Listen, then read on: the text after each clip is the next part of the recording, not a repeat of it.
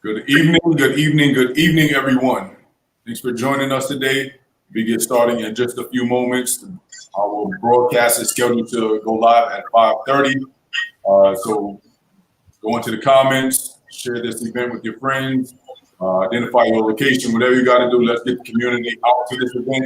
We have a great discussion about all things housing in the greatest Phoenix area. So again, tag your friends, share the event on Facebook, post a comment.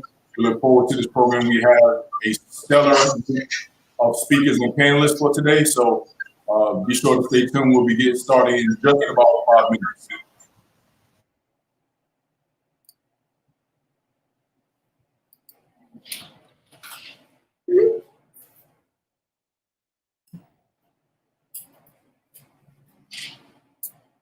And if any of our panelists are still inclined, feel free to go on Facebook, leave a comment, or share the event. We'll be more than happy to have you do so.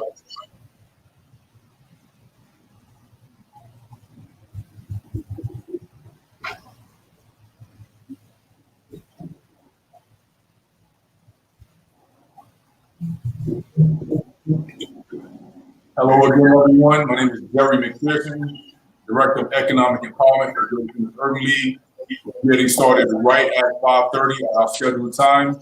So in the meantime, feel free to share this event, leave a comment. We want to get as many people to this broadcast as possible. We have a great program ahead of us. We'll be talking all things housing, and that includes affordable housing, eviction prevention, foreclosure prevention, and even homelessness. So please, for this event, leave a comment. We want to get the entire city to the party tonight. So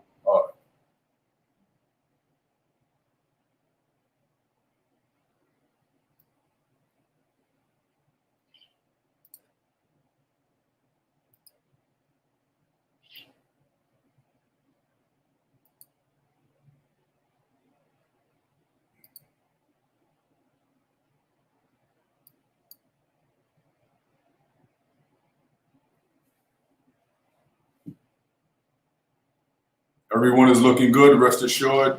I know you're all a bit nervous before we go live, but don't worry.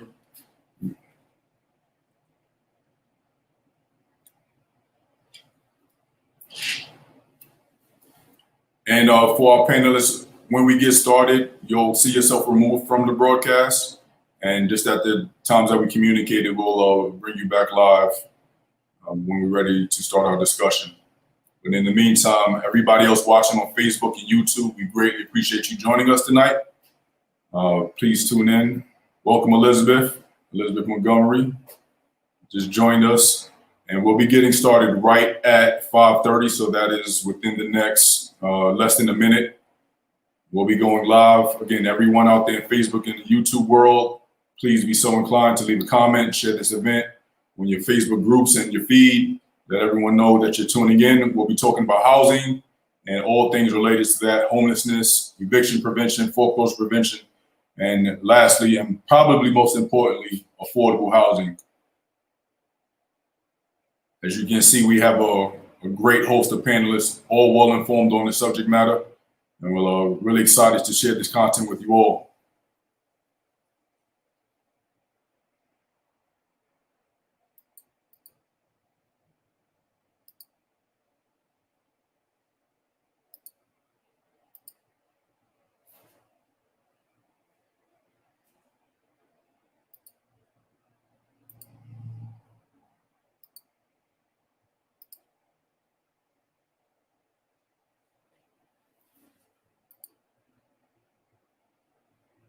Okay, everyone, we'll be getting started in just about a minute. Sashi can go ahead and begin dropping the screens from the broadcast.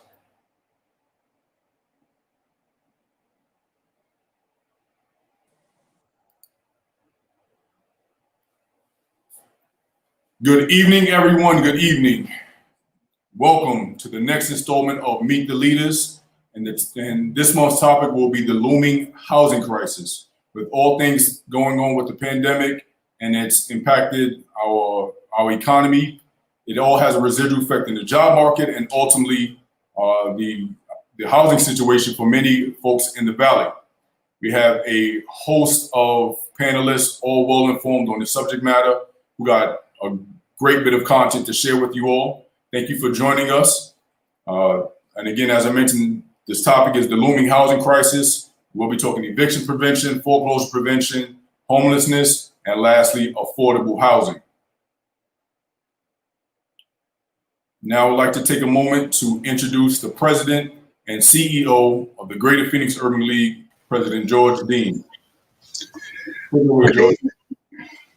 Good evening. I'm George Dean, President and CEO of the Greater Phoenix Urban League, where we are celebrating 75 years of providing services to individuals and families of the Valley of the Sun.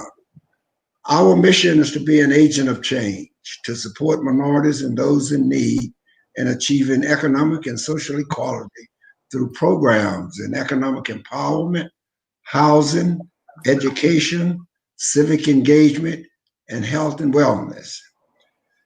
The disproportionate impact of the COVID-19 pandemic on Black and Brown Americans has highlighted economic and health disparities across the United States created by centuries of systemic racism. Black and Brown Americans are more likely than white Americans to live in crowded housing and work in essential jobs, and are nearly 3 times as likely to contact the virus. Property and racial inequality have been bound up together so tightly and for so long that we often miss the relationship. And yet, we cannot understand police brutality in the U.S. without it. As long as housing is tied to a for-profit system that mercilessly exploits vulnerable families instead of empowering them, and as long as values rise and fall relative to racist perceptions of what is a good or bad school district and who makes good or bad neighbors, housing inequality will persist. There can be no adequate conversation about the dual pandemics of COVID-19 and police brutality without talking about housing in America. Owning a home is one of the only ways that average Americans are able to build wealth and equity for themselves and their descendants. The racial homes ownership gap is today wider than it was in the 1940s, when it was 22.8%. In the first quarter of 2020, 73.7% of white households owned their homes, compared to 44% of Black households, a gap of some 29.7%. Between 2007 and 2013, following the collapse of the housing market, the median net worth of Black families fell on average 44.3% versus 26% for white families. We can expect racial disparities to show themselves in the rate of evictions and foreclosures we're soon to see because of the pandemic. These evictions and foreclosures will also increase the population of homeless individuals and families. Tonight, we're pleased to have Mayor John Giles of Mesa to talk about his city and its response to COVID-19 and housing. In addition to Mayor Giles, the panel will consist of Carole Ditmore, State of Arizona Housing Director, Cherie Boucher, City of Phoenix Affordable Housing Advocate, Courtney Holmes, reporter, ABC 15, and Elizabeth Montgomery, journalist, Arizona Republic. We extend a sincere thanks to Credit Capital Investment under the leadership of President Bruce Nelson for its sponsorship of this third Meet the Leaders Forum. I will now give it back to Jared McPherson to begin this very important and informative forum.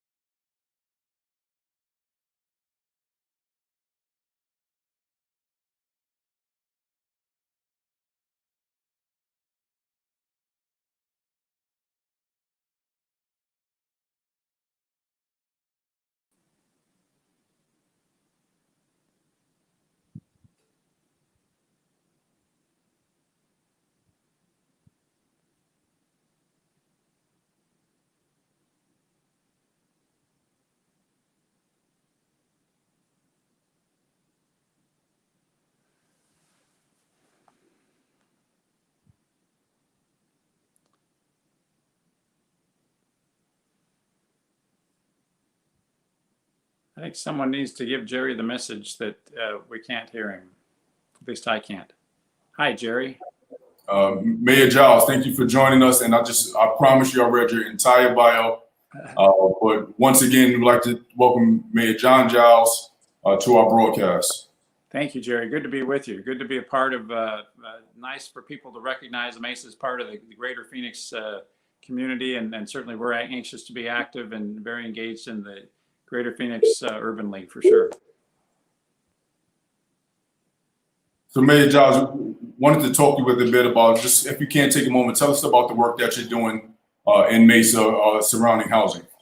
Oh, thank you very much. Well, Jerry, I mean, we very much in Mesa believe that housing is an important social determinant of health in our community, and are anxious to do all that we can to prevent homelessness and to respond to, as you know, the crisis of affordable housing that we're seeing across our nation, but it's being felt, you know, as much here as anywhere, if not more so.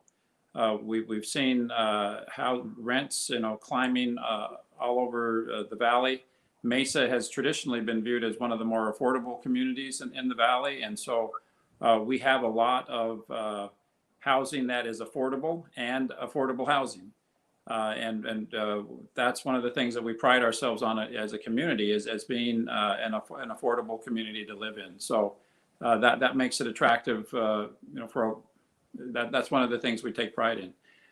So to that end, we have absolutely prioritized partnering with the state, and I appreciate Director Ditmore being on this program in a minute.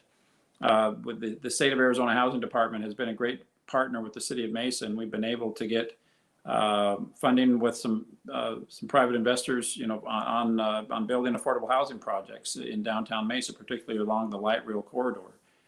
Just in the last 5 or 6 years, as light rail has progressed through downtown Mesa, you know, we've been able to cut the ribbon on 5 substantial projects, LIHTC tax credit housing projects that are not only affordable housing, but they're owned and operated by organizations that can provide wraparound services. So it's more than just a place to live. It's a place where people can connect to services and to resources to help their families. We're anxious to see that continue in the City of Mesa and have more affordable housing projects, particularly, you know, beyond the light rail corridor, along other transit lines in other parts of our community.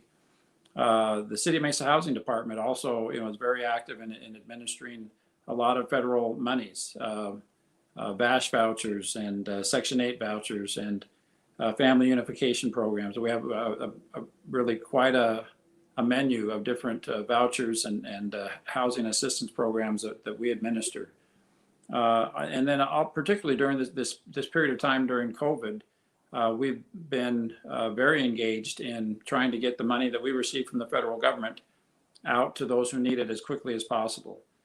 I'm proud to say that between food insecurity programs, partnering with food banks, as well as rental assistance programs, you know, we've already as a community distributed well over $20 million to those who need it on those crucial issues of housing and food insecurity, and are planning on doing much more than that.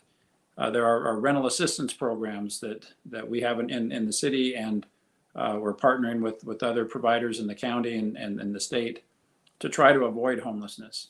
I mean, I think it's a lot easier on everyone if we can keep a family, you know, find a way to help them with their rent to get through this tough time. That is that's far more desirable than providing services to a family that's experiencing homelessness. So like I say, it absolutely is a priority for us. We're absolutely very well aware of the social determinant that housing has on health, and are anxious to play our role in providing those services. Thank you. So you mentioned about Mesa's efforts to get some of the funding and resources out to those that are in need most. So if someone is experiencing challenges with making the rent or mortgage payment, what can a resident of Mesa in particular do to help access some of these resources? You know, the City of Mesa Housing Department, you know, is a great resource. And so there's already thousands of people in our community that are customers of the City of Mesa Housing Department, much like the City of Phoenix. And so I would refer them certainly to the Mesa Housing Department, but also if you're impacted, your housing is impacted somewhat related to the COVID-19 pandemic. Let me give you a great telephone number. That it's 480-644-CARE, C-A-R-E. And that's the hotline that we use to administer the CARES Act funding that we've received as a city. So that's just a great hotline for anyone who's been impacted in any way as a result of COVID-19. So those are two great resources. You know, please contact City of Mesa Housing Department if you think you might be eligible for Section 8 housing or what some of the other programs, the housing choice vouchers, home ownership assistance programs, housing rehab programs, BASH vouchers. If you know someone who is a veteran experiencing homelessness, that's ridiculous. You know, we've got the resources to help those folks almost immediately. We have unused vouchers right now at the City of Mesa for veterans, as well as some of these other programs. So please let's take advantage of those programs, and please educate those who might not know that help is available. Right. Yeah, and that was actually one area that I wanted to talk to you about. I saw that you have made a focus on homeless veterans over the past couple of years. So, and to be clear, if you are a homeless veteran, there is unused vouchers available from the City of Mesa. That's correct.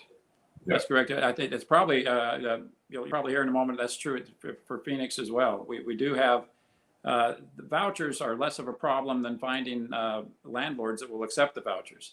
So that's where we're spending a lot of our time and attention too, is encouraging veterans or encouraging landlords to participate in these programs and take the vouchers that are currently sitting unused. Right. Got it. So if we can, so I guess what we're talking about is responses to some of the challenge that we're experiencing in the greater Phoenix area. And again, specific to you, the City of Mesa. But what can you tell us about some of the initiatives that the City of Mesa have to create affordable housing for the residents who are not only here currently, but those that are relocating to the Valley in the coming years? Yeah. Well, as indicated, so far over just as the light rail has arrived in the City of Mesa, we've realized that that's a tremendous asset, you know, for folks who are patrons of affordable housing. Transportation, you know, is a big part of their budget along with housing, and so the closer we can have housing, you know, within walking distance of a transit line, the better. So for that reason, like I say, light rail arrived in downtown Mesa a little more than 5 years ago. And in that period of time, there are 5 different affordable housing projects. So there's Art Space, Escobedo, Encore, El Rancho, La Mesita. These are large, you know, apartment complexes with hundreds of units that, in addition to having housing, being affordable housing projects, like I say, they're operated by wonderful institutions, wonderful nonprofits in the community that can be a resource for the folks who live there. We are also, we're continuing to develop affordable housing projects along the light rail corridor right now. We're partnering with Chicanos por la Causa on Nuevas Vistas at a former substandard trailer park on Main Street along the light rail route in downtown Mesa. So we continue to look for opportunities to build affordable housing projects.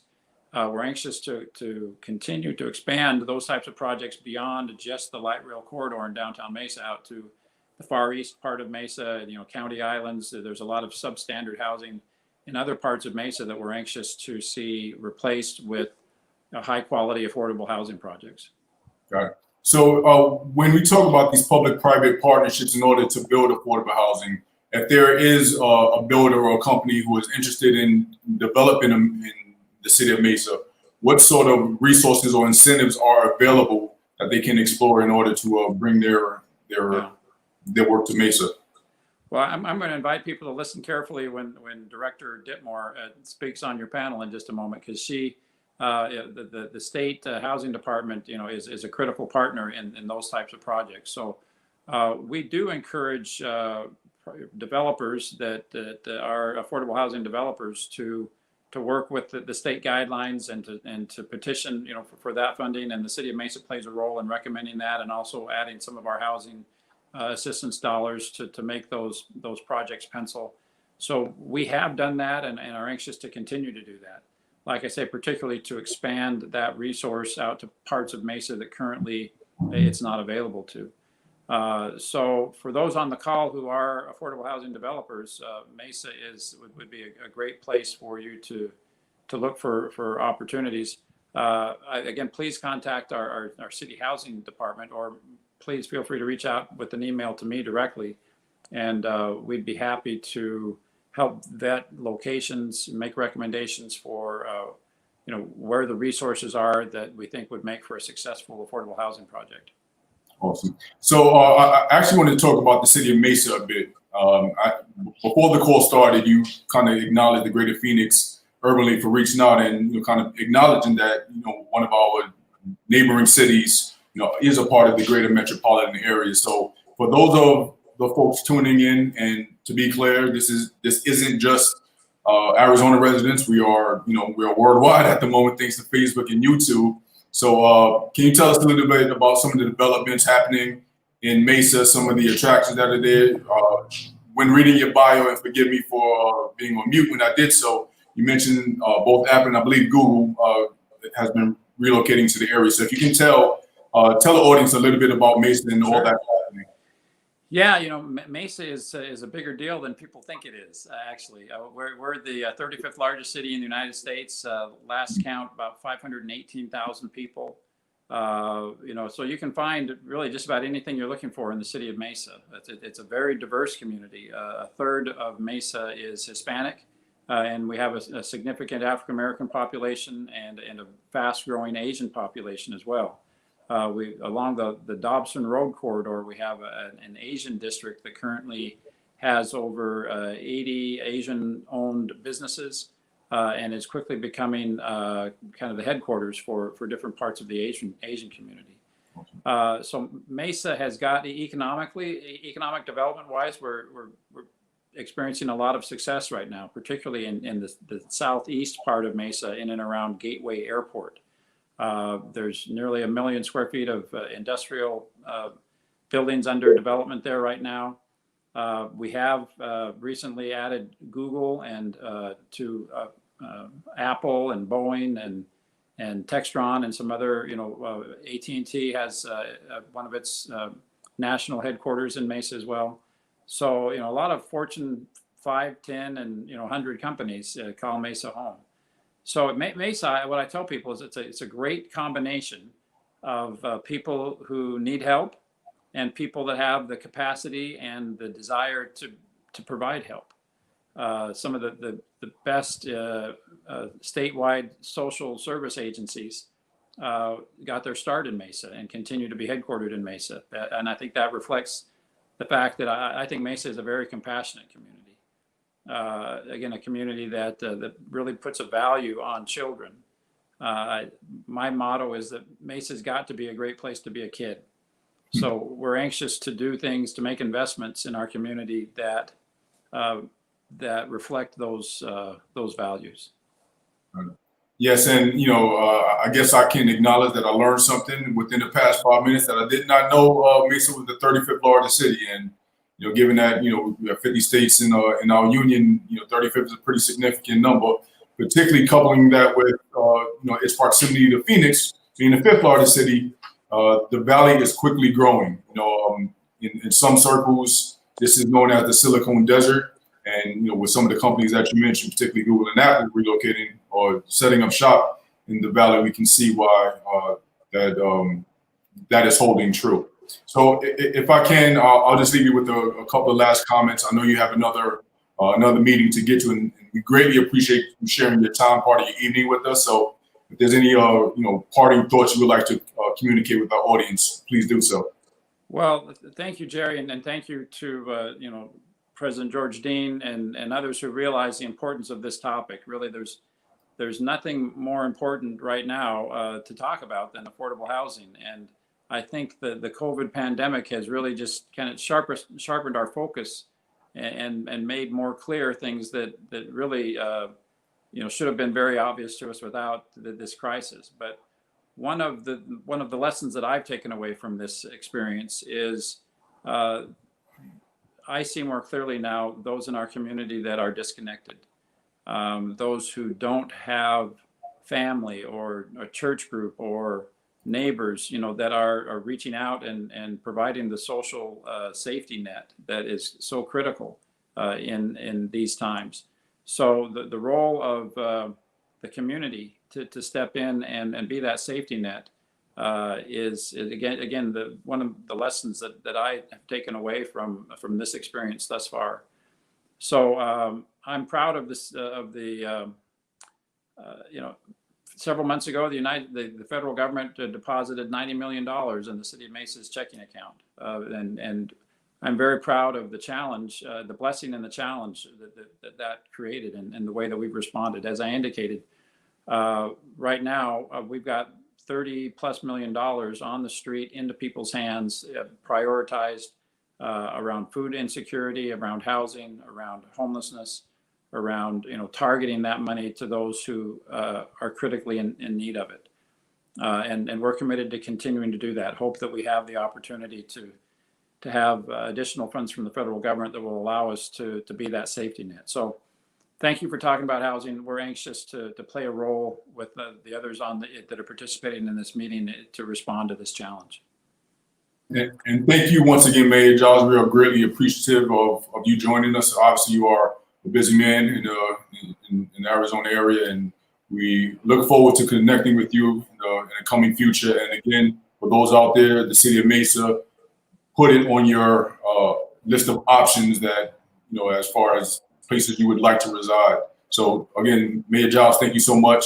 We'll be sure to communicate both the phone number and the resources that you spoke of earlier with our audience. Thank you, Jerry. So again, great conversation with Mayor Giles, city of Mesa, 35th largest city in the United States. That is definitely something that is noteworthy and should be celebrated. Now we'll continue on with our program and begin introducing our panelists on tonight's program, the Looming Housing Crisis. First of which, I would like to introduce Elizabeth Montgomery. Elizabeth is an award-winning journalist and of arts and culture reporter for the Arizona Republic and AZ Central, where she highlights the abstract and unique ways of life in Phoenix. Before her current role, Elizabeth was a culture issues reporter at the Star News in Wilmington, North Carolina, an entertainment reporter at the AJC, the Atlanta Journal-Constitution. She credits her success on her tenacity to never give up, a lesson she learned when she experienced homelessness for 3 years as a college student. Elizabeth now uses the hardships and lessons she learned to be a voice of inspiration. Through her experiences, she educates others on issues affecting individuals who are or have also experienced homelessness. Please welcome Elizabeth Montgomery to the broadcast. Next, I would like to introduce Carole Ditmore. Carole Ditmore is the director of Arizona Department of Housing since her appointment by Governor Doug Ducey on September 27, 2017. With over 2 decades of experience in the state government and senior management responsibility within Arizona's housing programs, Ms. Ditmore brings an extensive background in all state and federal housing programs, as well as the operations of a state agency. In addition to serving in the capacity of director of this cabinet level agency, Ms. Ditmore chairs the board of directors of the Arizona Home Foreclosure Prevention Funding Corporation, a nonprofit corporation established by the state to serve as an eligible entity for a federal grant through the U.S. Department of the Treasury. Ms. Ditmore also chairs the Governor's Recidivism Reduction Goal Council Housing Subgroup. Please welcome Carole Ditmore.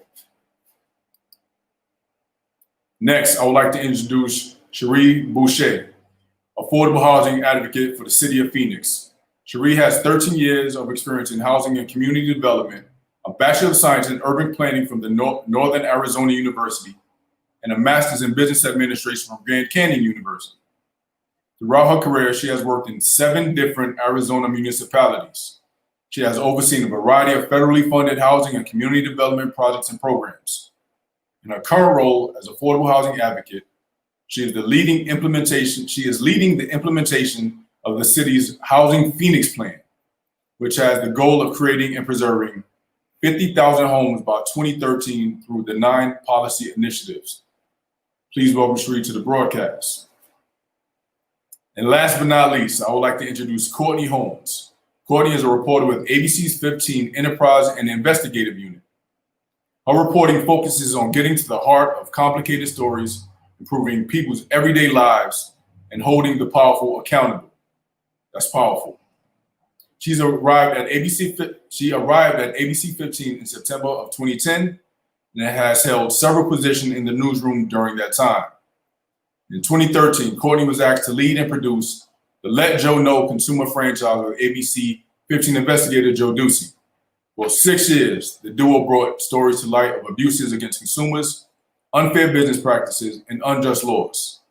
In a series of stories, they exposed the state law that allowed investors to quietly do a hostile takeover of condominium complexes, forcing owners out of their homes with little notice and no recourse. Because of that reporting, lawmakers have changed the law to make it more equitable to homeowners. Please welcome Courtney to the broadcast. So if we can, everyone unmute your microphones. We would love to have you a part of the program and get started. So I know I did have some success at reading everyone's bio, and fairly certain I was heard this time around. Once again, my apologies to Mayor Giles for that. But as I mentioned, I read each of your bios. If you would like to just kind of go round table a bit, just kind of tell me about what it is that you're doing in your involvement in the housing sector. And we'll start with Elizabeth. Okay, well, just to start off, I am a reporter. I report on arts and culture here in Phoenix, and it's just kind of my background. I was homeless for 3 years after high school and spent 3 years living in my car. So I just kind of speak to the housing crisis through my experience as a person who experienced homelessness for a while, and just try to make sure make sure those voices get heard, even if I don't have to write them, or even if I don't get to write them that often. I definitely try to make sure that those stories get told, and that those people, or that people who need these resources, are able to get them. So I just make sure I try to highlight that as much as possible. Thank you, Elizabeth. Now we'll transition over to Carole Ditmore. Hi, Jerry. Thanks. So I have been the Arizona Department of Housing Director for the last few years, and it's a pleasure for me to be able to be in this space. I've been with the state for 5 years and know everything about housing. Most of us take housing for granted. It's just something. You grow up, you live in a house, and someday you grow up and you buy a house or you rent a house. Most of us, don't really think about how so many people struggle with housing. But there's a certain segment of the population that really does struggle with housing. And so I'm so happy to be able to work in that space. Department of Housing was established in 2002. Prior to that, the state had some housing money, but this year, for instance, the state will have $417 million that is available to invest in Arizona housing in a multitude of ways, either rental housing or home ownership, or trying to keep evictions or foreclosures from happening, or trying to get people out of homelessness. And 97% of that money comes from the federal government. So that is why the Department of Housing was established, and why it's important. There is a lot of money that is made available out of Washington, D.C. for the investment in the state. And I'm so glad to be a part of the team that gets to provide those resources to the people of Arizona, and to try to maximize and get every bit out of those resources that we can. Thank you, Carole. We'll now move to Cherie. Hi, everyone, and thank you, Greater Phoenix Urban League. This is an honor to be here and to be able to talk about my favorite subject, affordable housing. So I'm the affordable housing advocate with the City of Phoenix, and I was recently given the opportunity to work on an affordable housing initiative where we took a look at what the housing need was in Phoenix and what kind of policies we could implement so that we can try to start making an impact on the community's need. So recently, in June, we had our Housing Phoenix plan adopted, which was exciting news. And thank you again. I'm happy to be here and talk about affordable housing. Thank you so much, Courtney. Courtney, I believe you get. Am I? No, you're good to go. You're good. Okay. All right. I am a reporter with ABC 15. Prior to the pandemic, I was doing some investigative work, but as Jerry mentioned, I did a lot of consumer work, which had a lot to do with evictions. And prior to the pandemic, people were confused about what their rights were, what they could do, what they couldn't do, what they should do, what they shouldn't do. And as COVID-19 and coronavirus has progressed, and the governor's executive orders have come down, it has become even more confusing for people. So that's one of the things that I do right now is try to decipher that for people. I talk to people just about every day where I'm literally running down what the rules are now because they have changed. I am also dealing not only with evictions, I also cover DES quite a bit. And have recently gotten into looking into the COVID-19 specific programs that have to do with homelessness and preventing homelessness and hopefully preventing eviction. So that is what I'm into right now. Thank you, Courtney. So I'll actually start our questions with you. And when many of us think about homelessness, we think of those suffering from substance abuse or mental illness, and sometimes both. In your research, what have you learned about the population's experiencing homelessness? Well, I think that those who have mental health issues or substance abuse issues, for sure, there is a segment of the homeless population that they fall into. But particularly right now, there are families who are being evicted, who have been evicted, who are experiencing homelessness. And these aren't necessarily the people that you're going to see on the corner panhandling. And like Elizabeth was saying, these families are living in their cars, they're living in the park. And there are other families who they might be combining households. So it's they're not living on the street. Maybe they're not living in their car, but they're living in a household with 2 or 3 other families. That is what the pandemic has forced people into doing. So that is certainly one of the major things that I've seen as far as homelessness as it pertains to the pandemic. And I'm going to be pretty specific to the pandemic because the effects, at least the anticipated effects, are going to be pretty significant.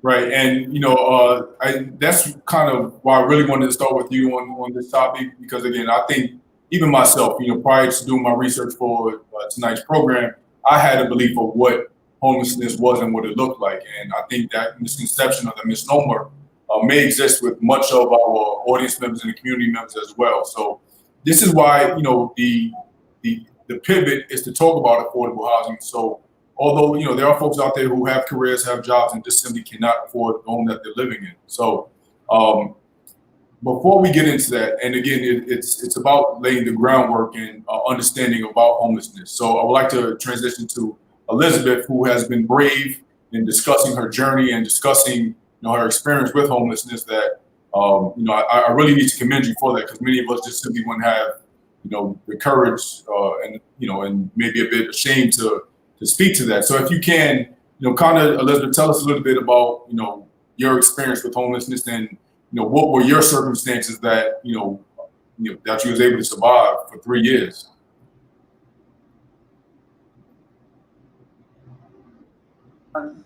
I'll just cut to the chase. People become homeless because they run out of relationships. Oh, my mic was muting. Okay, I feel like people become homeless because they run out of relationships. It's not just one thing that happens and everybody, this is what happens and you become homeless. It's a myriad of different things. And basically, I ran out of relationships. I didn't have a family that supported me and didn't have a family to go to help me during the situation. So I was basically on my own throughout those 3 years. I met families online, met a wonderful family that took me in during the holidays. And I was there for a few months. And it's part of what they call the hidden homeless. And it's not always, like Courtney said, people who live on the streets. We're in cars, we're sleeping on people's couches, we're house hopping, like it's a serious thing. And a lot of people are going through it and will potentially go through it, as Courtney said earlier, with this pandemic. So it's not always about you run out of money. It's about relationships, I believe. And just in my experience, I ran out of relationships and I didn't have anywhere to go, but I had a car. So I was just there and I worked a job. I worked a few jobs, but I didn't make enough money to afford an apartment or gas or anything. So I kind of just stayed where I was in my car and just went to work on those days. And I feel like a lot of people in Phoenix might be going through this similar situation soon because housing just keeps increasing and bills keep increasing. It's crazy, but I guess in my experience, I didn't know there were so many different programs and organizations that were available to me. I basically was just kind of out there on my own and didn't know what to do. But I feel like nonprofits and different organizations that are doing things, shelters and food banks, like I didn't know about any of that stuff when I was going through my experience. So it was definitely, now that I have a platform to be able to write stories or just bring awareness to certain things, I try to make sure I do that in a way that people can see it. I mean, people who are not on the street or people who you may not even know are homeless. So that's.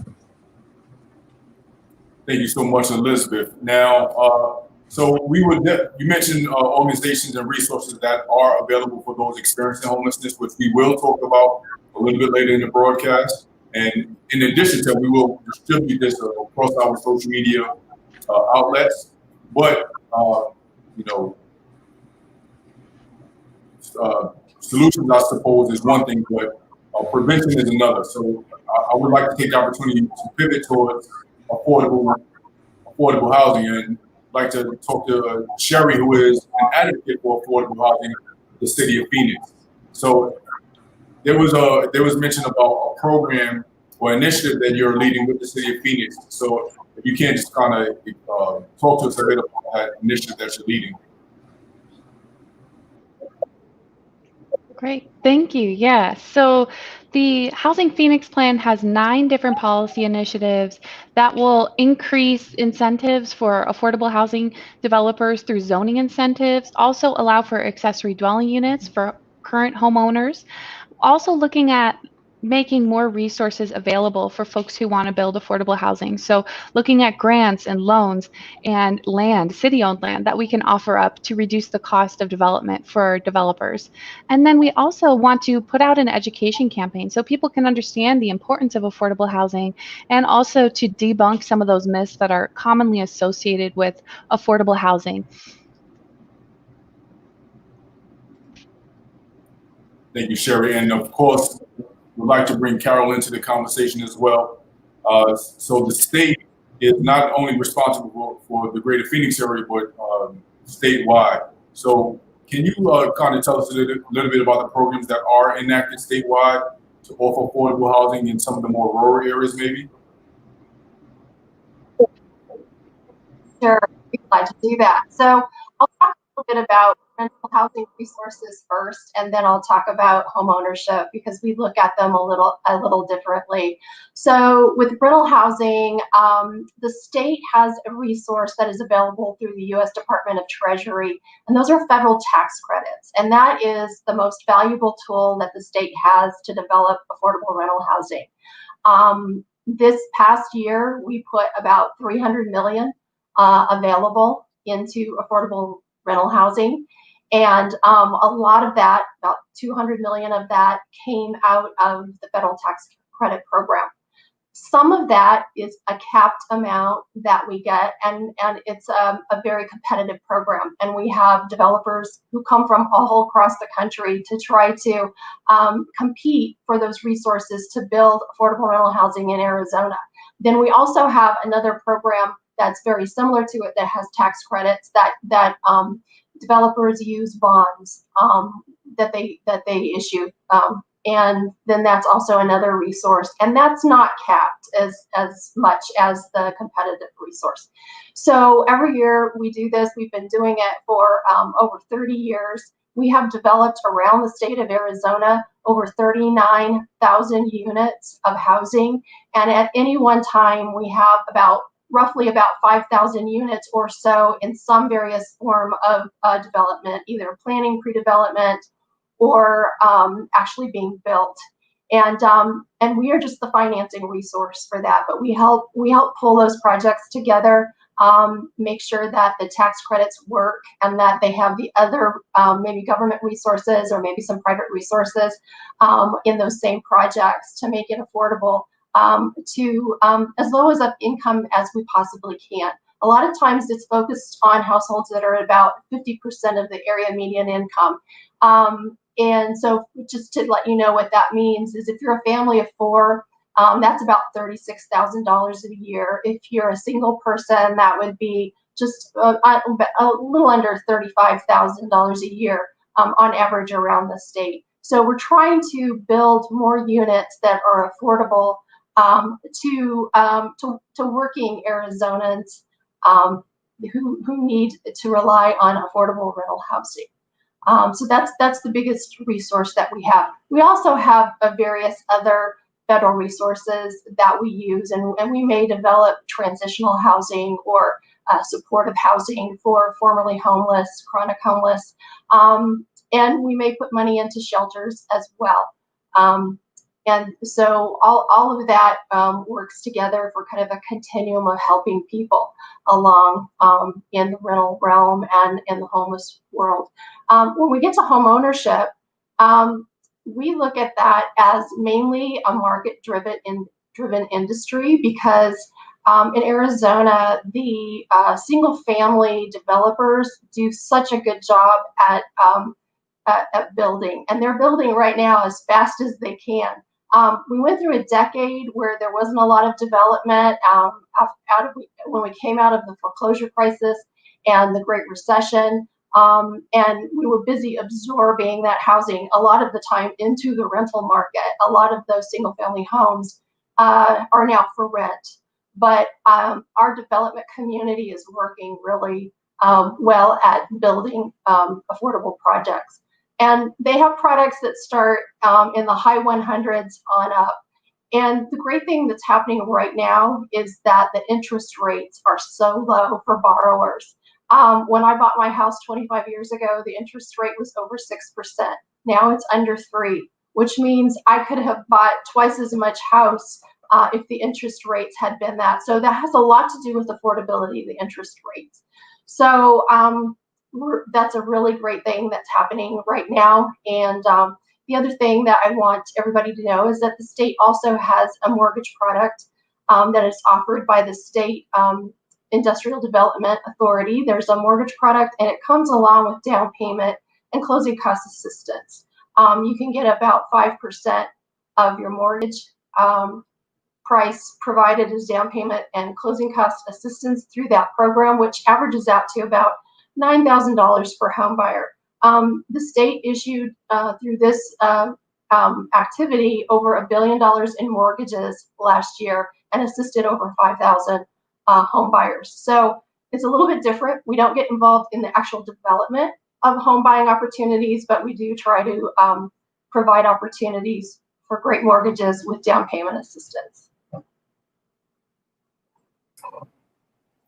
Thank you, Carole. And I think that's an important topic that we unpack a little bit, because when we talk about affordable housing, I think most people think about the rental market and the fluctuating rental price. And one way to insulate yourself from that is actually purchasing your home, where you don't have to deal with the year-to-year negotiation with the landlord increasing rental rates. So I actually spoke to Courtney over the weekend, and this is one of the things that we spoke of a little bit about, the ability to purchase a home at an affordable price. So Courtney, if you can kind of share with us a little bit about what you've learned in that area as far as home purchasing and some of the programs and initiatives that you've encountered.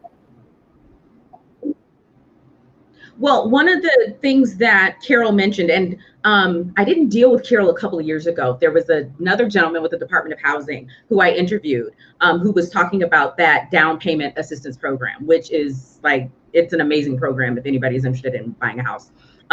But the issue is particularly right now, getting to the point of being able to afford the house, right? So at this point, the housing is so expensive, in like the under $500,000 range. It is very difficult for just, normal Joe Blow to qualify for a house.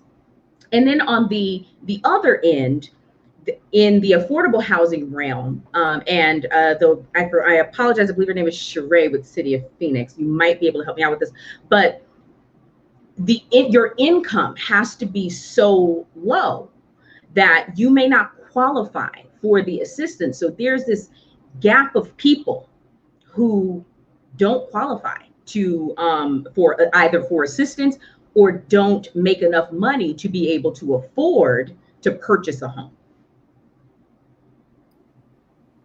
Right. Sherry, did you want to chime in on that?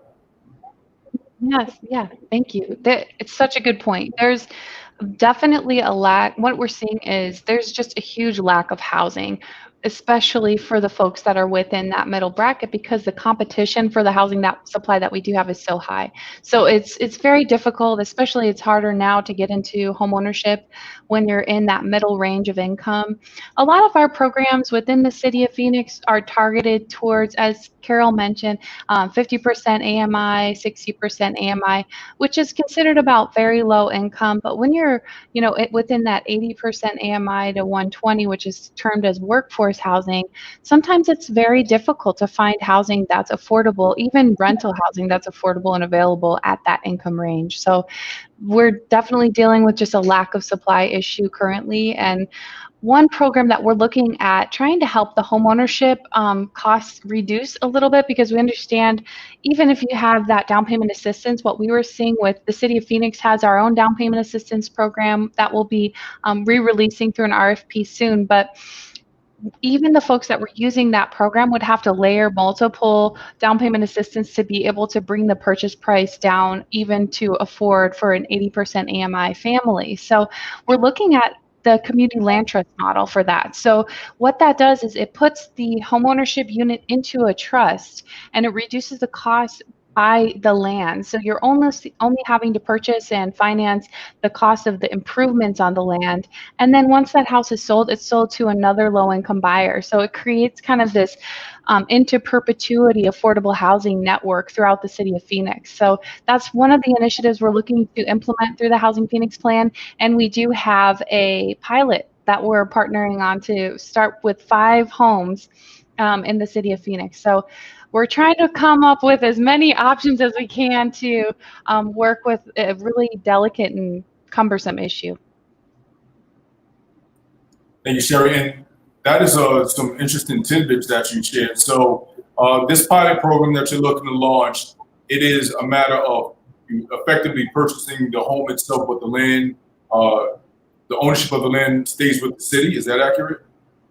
So we'll be partnering with an existing community land trust. So the land will be essentially the community land trust will purchase the property and the land, but the land will remain with the trust, and then the home itself is sold to the low-income buyer. So they have a 99-year renewable lease. They pay $1 for their lease, and then they will only have to mortgage what it costs to purchase the actual physical home structure. So it's a great way to reduce the cost of homeownership, especially in a market like we're seeing today, where we're seeing the cost of homes skyrocketing for homeownership.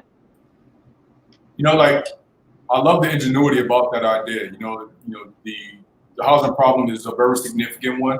And even as we were talking today, we were talking about, some of the challenges of not having enough income to purchase a home, or not being able to get enough to afford it, and just the challenges with the rent, and like the low inventory. But so the fact that they're like these ideas even batted around is it's commendable by the folks out of the city of Phoenix. I did want to stay with you for one more question. You mentioned the term workforce housing. So for those in the audience who are not familiar with that, can you explain a bit what that is? Yes, so generally we kind of talk about it in the area median income, which I think is kind of Greek unless you are in the field. So we do have the area median income charts. They're posted at our website at the housingphoenix.gov website. And what that'll show you is what the different AMI ranges are. Those come from the federal government. A lot of our programs are financed through the federal government. And even some of the programs like our Community Development Block Grant program, that in and of itself will be able to serve that 80% AMI range, which is more in the workforce range. So most communities define workforce as 80% AMI to 120. These are folks that are working hard in our communities, but still struggling to find affordable housing. And we've even found that within our cost burden analysis, people that are working hard in our community at that range are still cost burdened and paying way more than what their wages will allow for affordable housing. So still being solutions oriented during our conversation, I want to talk a little bit about opportunity zones. I know opportunity zones was rolled out a few years back with the idea of spurring investment in lower income communities.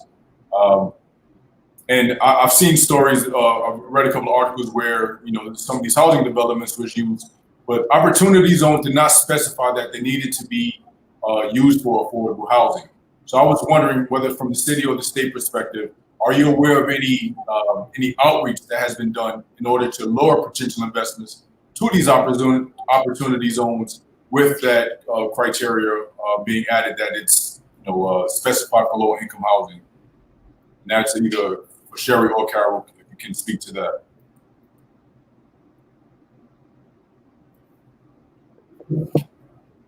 Well, Terry, I will say from the state perspective is that when opportunity zones came out, we were really excited about it and to figure out where we could fit and in those opportunity zones and how we might be able to try to get housing built there.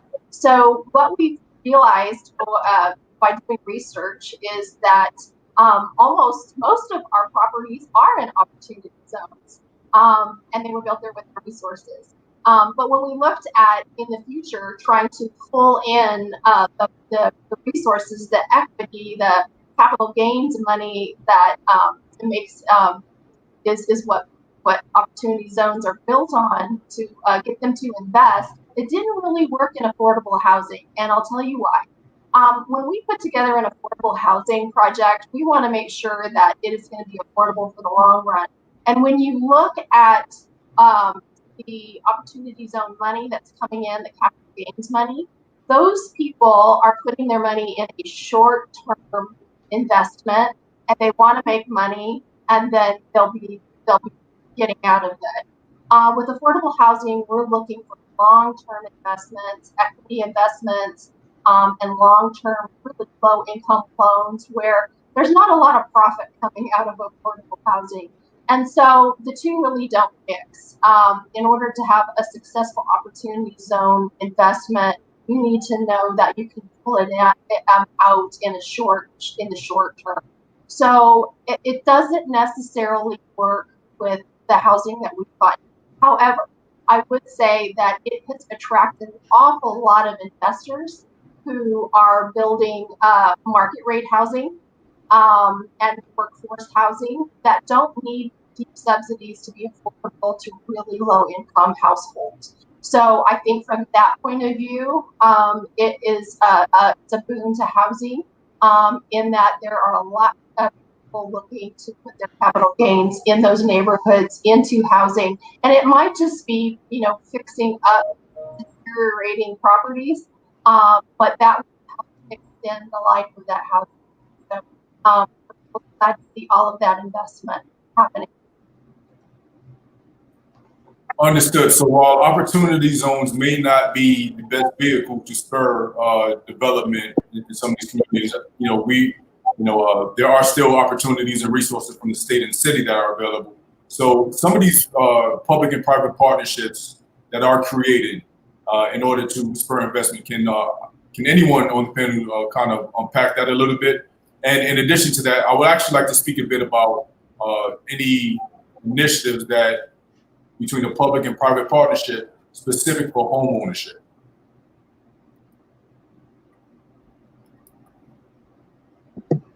Jerry, I can talk about that too a little bit. We work with the private industry almost exclusively at the state. We do very little public. We may go into the city of Phoenix and both put the resources into a particular project, but we're probably both working with a private developer. So public-private partnerships is what we're all about. Right now at the state, we're working on a specific project that we got interested in because we regulate the manufactured housing industry. That was new to us about 3 or 4 years ago. It got moved over from another state agency, and we started taking a closer look at manufactured housing and realized that it was a really affordable housing product. And so right now we are working with a local nonprofit, Trellis, and you may know them. They're very involved in home ownership in the Phoenix area, and they are working on a 43-unit subdivision in South Phoenix. It's around, I want to say, 12th Street and Broadway, and we're going to be helping with some of the infrastructure, setting that up for that subdivision, and then also helping along with the Arizona Industrial Development Authority with the mortgage product that will also provide down payment assistance to some of those buyers in that new community that we're going to be helping them create there. And it will be manufactured housing, which sometimes, people think trailer park, but if you think that, you haven't seen manufactured housing as it is today, because it's a lovely, lovely product, but it is more affordable. And those will probably be in the 200,000 or below range.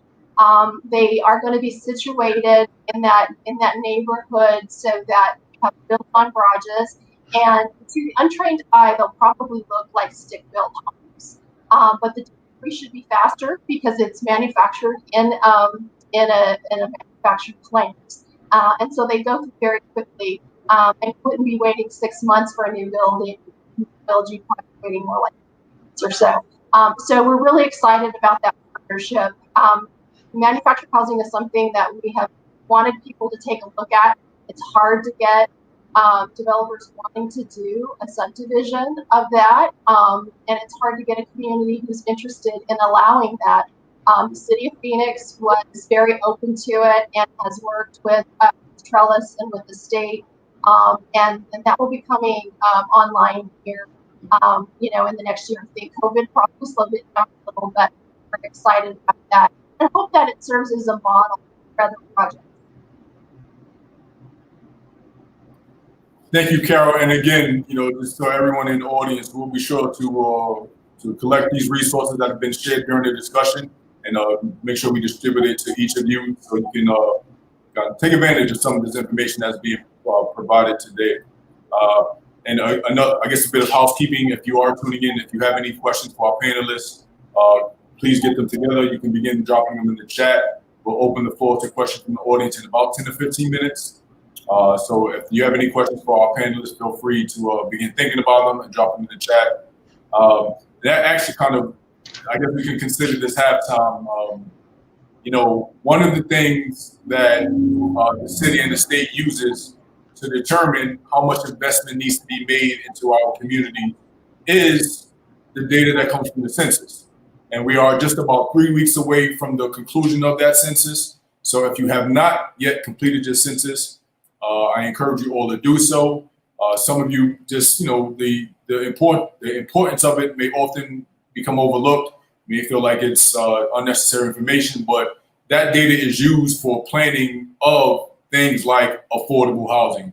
If the city and state has a good pulse of how many people are in the valley and coming to the valley, they'll be able to know how much of our public dollars needs to be allocated to spur investment that will have the residual effect of making sure we each have affordable housing available in our community. So again, PSA, if you have not completed your census, you have about 3 weeks to do so. You can go online right now. And again, that link will be provided in the chat. If you, pick up the phone when you're done with this call a family member, call 5 family members. I'm gonna put a little bit of pressure on you. Make sure they filled out the census. If not, then send them the link to this chat or just chastise them for not doing so. It is that important. PSA over. We'd like to bring Elizabeth back into the conversation. So we spoke a bit about home ownership, and I would just like to kind of get your perspective on during those times where you were homeless and struggling to keep a roof over your head. How were you able to, maintain the confidence and the aspiration, if you did have them, to eventually own a home? Like, can you kind of talk us through what that mindset was like for someone in your position at that time?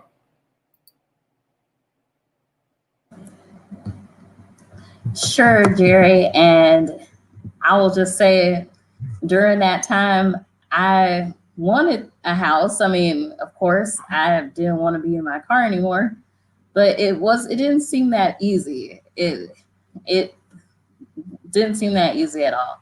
And I'm not exactly sure, if I'm honest, what kept me motivated to keep going. Like, I guess I will say I was in school, I was in college, and I had some friends in college, and they pretty much were my backbone. They didn't know what I was going through, but they were there for me when I needed a place to stay, or if I didn't bring lunch to school that day, they'd give me lunch. So it was just like building those relationships back up.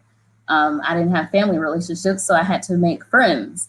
And they were really pretty much what got me through those 3 years. Those friends I met in college, and then the family that I met on Craigslist that took me in and let me stay there for Christmas and Halloween and Thanksgiving. So it was those relationships that got me through. And of course, I always wanted to be a homeowner, but I didn't think it was possible for me. And being a millennial, to be honest, I still don't think it's possible for me. But I'm hoping for the best. And just in those times, you don't really think of anything positive. It's just kind of like I call it autopilot. You're just going nonstop, just trying to make it to the next hour or the next day. And you don't really know, I didn't really know what I was capable of, or if I could even get a house, let alone dinner that night. So it wasn't something that was a positive, joyful time, and I didn't have any aspirations or goals. The only thing I knew was I had to go to school every day, and I didn't want to stay in my car forever. So I had to find a way to get out. And I didn't have all these initiatives and things that are happening now. I didn't know about them and didn't know that they were, available for me maybe to take use of them. So I would just probably encourage people to let people know what's going on and how you can help. Yeah, thank you again for sharing that, because, rest assured there's someone watching this broadcast, whether right at this moment or will tune in sometime in the next couple of days, that is looking for that bit of motivation and or inspiration, that regardless of what you're doing right at this moment, it's not permanent. And there is a pathway to kind of get back on your feet and, get back into a home that you can call your own. So with that being said, I did want to segue a bit and talk about some of those opportunities or resources for people who are experiencing trouble making their rent payment and making their making their mortgage payments. So we'll start with, I know Governor Ducey issued a moratorium on evictions a few months back. And just the other day, the CDC issued some guidance on foreclosure prevention. So any one of our panelists are welcome to chime in and speak to what is the current state of evictions in the Arizona Greater Phoenix area. We'll go to Courtney. I can get into that. Yep. So one of the things that, and before I get to that, I wanted to touch on something that Elizabeth said, which I think is so important, particularly when I talk to people who are going through this process right now, is that they have no idea that these resources exist, particularly right now. A year ago, there were resources, but they weren't as flush with cash as they are right now. And I think as a state, as a county, as a city, we have to do a better job of letting people know what the resources are. And it can't just be through media.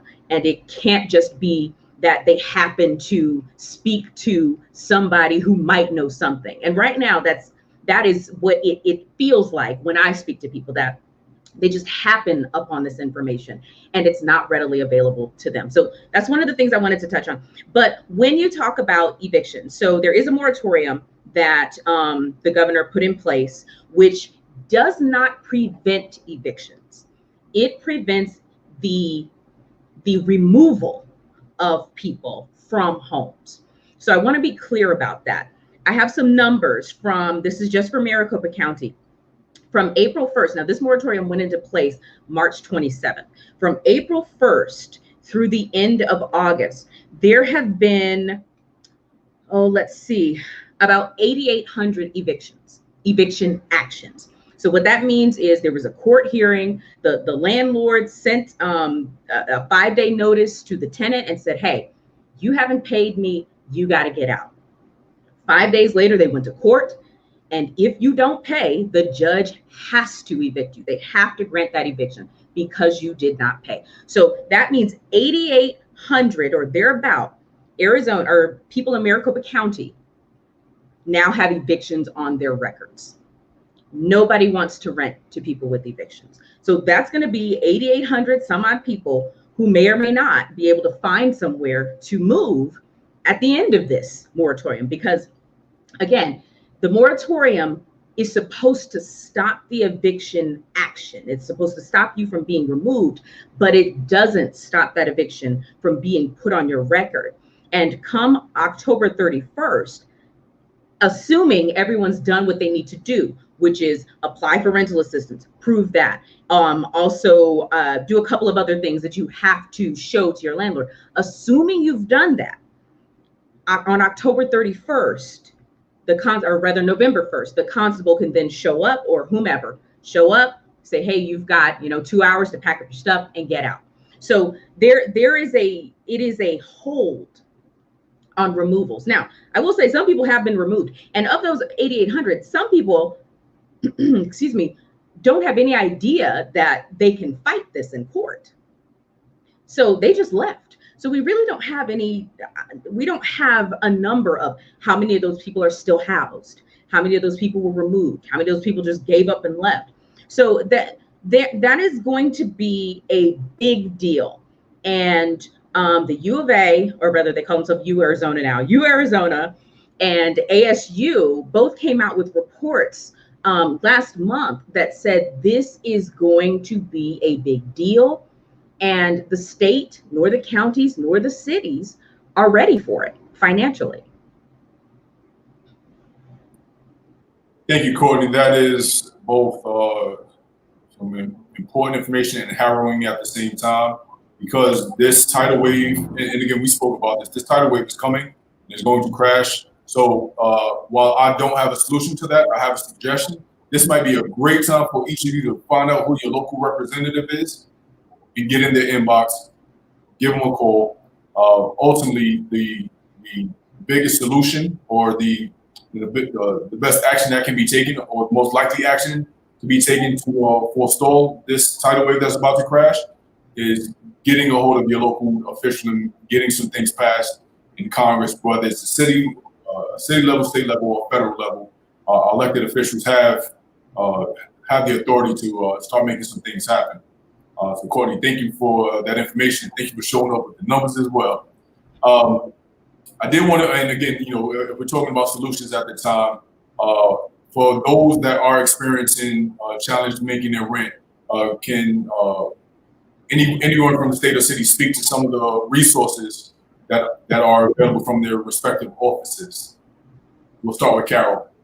Yeah, Jerry. Yeah, I would love to speak about that, because Arizona, as you know, launched one of the first eviction programs at the end of March, and it was really, really early, and we've learned a lot over the last few months about these kinds of programs. And one thing I wanted to say was that the numbers of people who have had evictions filed against them and have actually gone to court and actually had a writ of restitution, which is an eviction, filed against them, is down significantly from where it would have been this time last year. So I know that there's an enormous number of households who are struggling to pay rent even now today, months later after this started.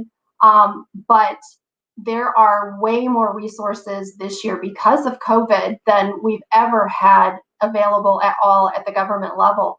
And so we are very, very hopeful and very, very diligently working on trying to address all of the needs of everyone out there that we possibly can. The state has had 24,000 households apply for the program. We have been able to assist a portion of those. We are coming up to the end of our 5 million that we have, and are looking to see if there's additional resources that we can put towards this problem going forward. But I'll tell you that today in the state of Arizona, we have nearly $90 million available for renters who are struggling in this area. And some of the money can be used for mortgages as well. And so there's an enormous amount of resources out there right now. When we launched our program, we made available an online application that's available through the Arizona Department of Housing's website.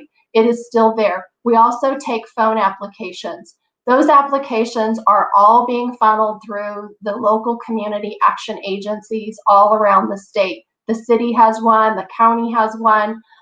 These are the organizations that year in and year out deal with helping with evictions. And so they're the best suited for distributing this money. And they're working very hard and tirelessly to try to get those tens of millions of dollars out to renters. Now, some of the larger areas, Maricopa County, the city of Phoenix, Pima County, are using some of their CARES funds that expire at the end of the year at December 31st. They have to use those funds or they lose them. And so they're doing everything they can to get that money into the hands of the landlords on behalf of the tenants so that those tenants are paid up. Some of those programs are, they're paying 1 or 2 or 3 months of assistance. The state is making up the difference. If a household then is 4 or 5 months behind, we're helping with that. Thank goodness for the unemployment that has been available at a higher level in the state over the last few months. We've had several thousand households who have told us that because of things like that, or they've been able to go back to work, they no longer need that assistance. So at the state, when we look at some of these studies that are out there that say, nationwide, you're going to have 40 million renters who are going to be on the streets, we really think that that's absolutely worst case scenario, and that that's not really what's happening on the ground. Our work with and our discussing with landlords that we work with every day, most people have paid their rent. The vast majority of renters are paying their rent. But there still is a number of people who are struggling. So anybody watching this that knows anybody who's looking for assistance in that area, I would urge them to go to the Arizona Department of Housing website and look at that program that we have for eviction prevention. And by doing that, your application will get sent out to the closest community action agency, and they will have various resources, like I said, almost 90 million available to assist with. Yeah, thank you so much for that information. And again, that's the Arizona Department of Housing's website to get information on eviction and foreclosure prevention, correct? That's correct. Yeah. Right. Sherry, if you can speak to some of the resources available through the city. Sure thing, yes. So the City of Phoenix allocated CARES funds for rental assistance, mortgage assistance, utility assistance for folks that are subject to or maybe behind and needing some help. So really, please, I urge you, if you are in need of assistance for your rent payments or your mortgage payments, if you own your home or even utilities, please look at the website, which is wildfireaz.org. So wildfireaz.org, and then /PHX cares. So on that website, what you'll see is a list of different agencies that we are coordinating with that are releasing these funds and accepting applications for eviction prevention. So please, I urge you to go out there. Like as Carole mentioned, there is funding available to help. So if you need assistance, don't be worried about it. Just reach out and we're here to help. As mentioned, again, we'll get those resources available and distributed in the chat. So tomorrow, come back to the chat, look through the comments, all of the links and resources that we communicated during the discussion will be posted, so you can scroll through that. If you follow us on social media, if you are on our email list, we'll be certain to distribute that to each of you, because again, the purpose of this Meet the Leaders town hall, as well as all of our town halls, is to get the information from the leaders in our community into our community members. So again, we got it posted, wildfire.org/THX cares. Excuse me, that should be PHX cares, correct? Sherry, we'll get that corrected. But again, we'll be certain to distribute this information to all of our panelists. One thing I wanted to get back to, Elizabeth said something that was fairly poignant, particularly if you are a millennial, the idea or the desire to actually own a home. So I would like to get everyone's input on this, because the reality is, that American dream of home ownership just doesn't either seem realistic to many millennials who may be saddled with debt, particularly student loan debt, and or they just tend to be a little bit more transient and would like to remain mobile and not being stuck in a 30-year mortgage as maybe some of the prior generations have been. So if anyone would like to chime in on that, is what do you think the impact of that desire or lack of desire to be a homeowner, and or the skepticism that many may have that they'll even be able to own a home? How do you think all of this is going to play into the housing market, particularly home ownership and affordable housing?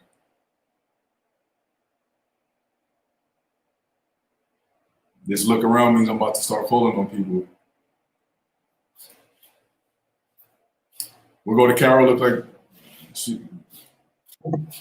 Jerry, I'll say I might be the only person on the panel who is not a millennial.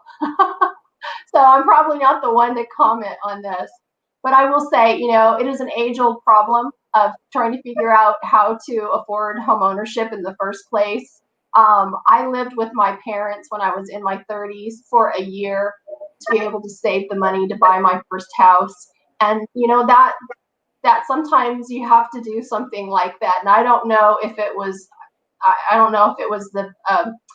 I had the greatest parents in the world, but I know a lot of people do the same thing. But yeah, it's important. Home ownership is important, and I think millennials maybe are kind of starting to move in that direction. At least that's what I've been reading in the press. So our press ladies should tell us more about that. But I think as families start to form, it becomes more important. And a lot of people, they save and scrimp and put together the money to buy a house, and then other people are able, because income levels to access some government assistance in that area. So there's a variety of ways, whether you go back to live with your family or do whatever you have to do. If it's something that's important to you, I know people will find a way. Right. So now I will pivot to the other three millennials on this chat. Kind of tell me a little bit about your perspective on, even the desire to own a home, and or, is that something that you would or are actively looking to pursue? I can talk about that. Am I unmuted? I can't.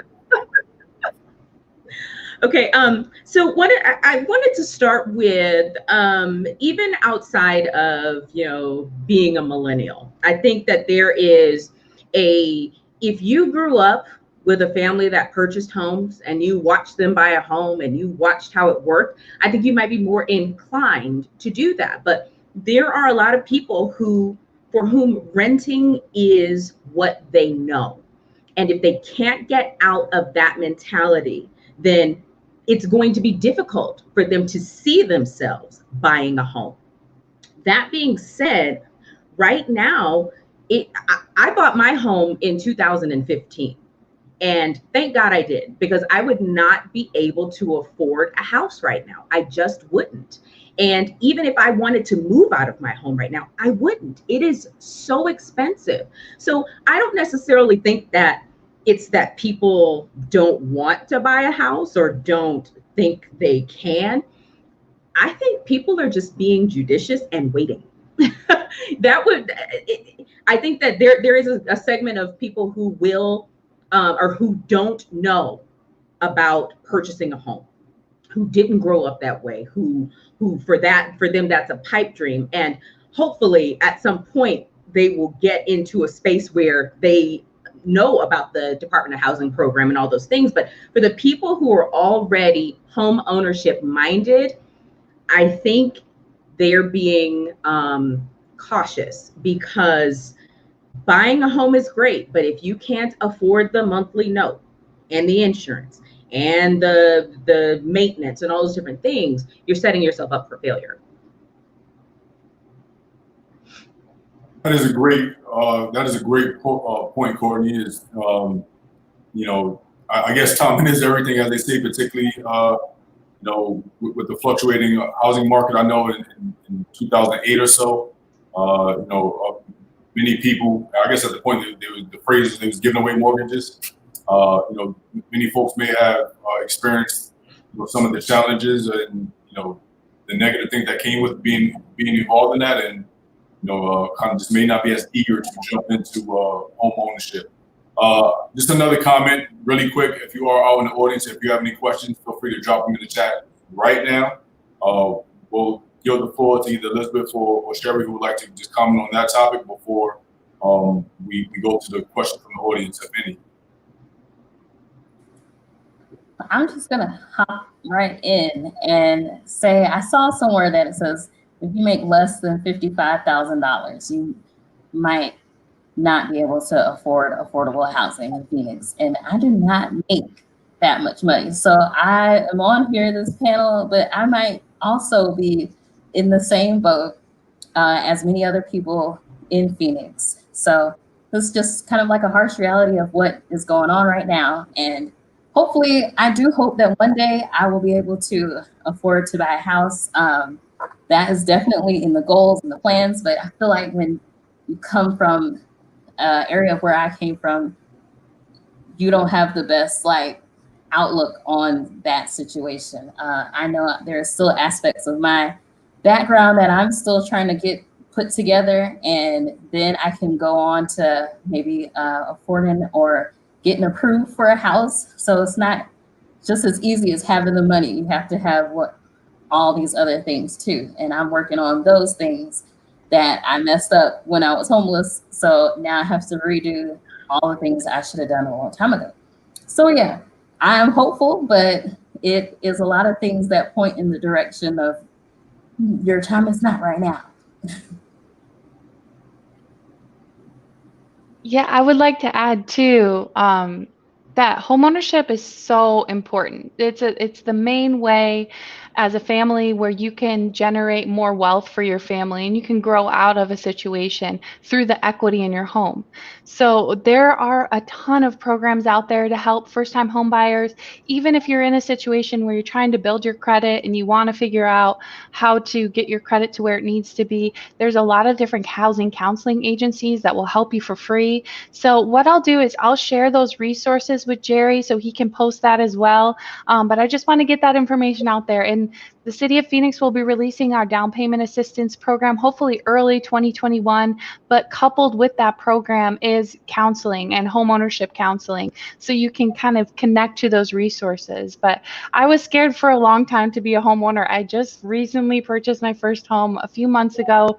But I'm excited for the opportunity that it brings. It's a lot more responsibility, but I think it's worth it for the long haul of the benefits it can bring for you and your family and the creation of, overcoming and creating more opportunity and generating wealth for y'all. Thank you all. This has been a fabulous discussion on the topic that is, virtually going to impact, virtually everyone living in the greater Phoenix area. Affordable housing, the issues, the concerns are not going anywhere. The home ownership conversation, again, particularly given the psychology of it and, just the realistic challenges faced, that is going to be an ongoing problem. So I definitely want to thank all of our guests for sharing their evening with us, sharing, this great, plethora of information that you all and expertise that you've all attained over your careers. We definitely have a talented, well-versed group of panelists who's able to come in and share their expertise with us today. So greatly appreciate your time, energy, efforts, and your expertise. The folks out there in the audience, I'm certain that they were able to see the value in this conversation just as much as I did.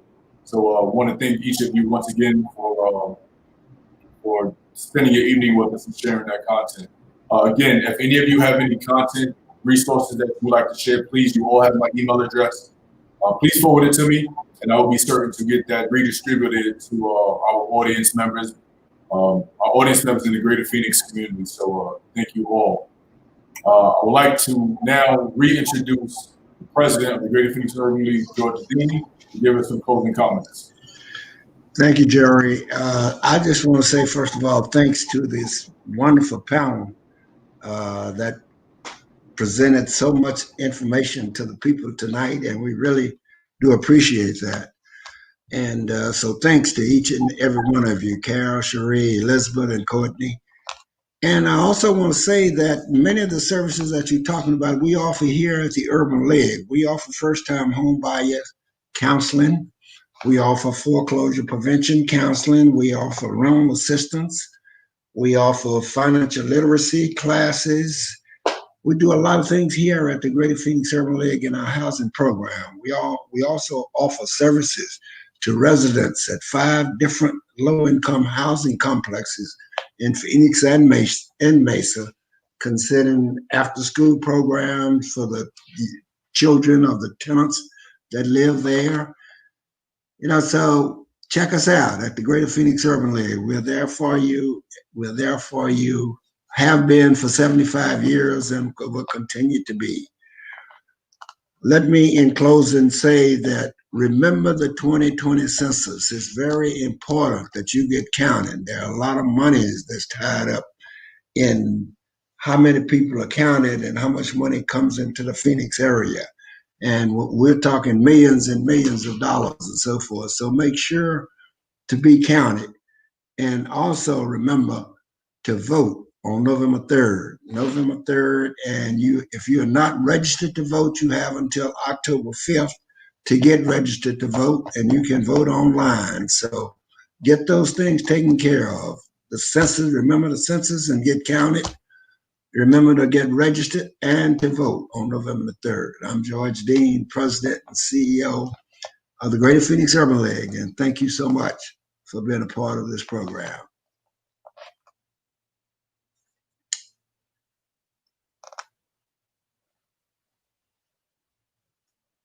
You're muted, Jerry.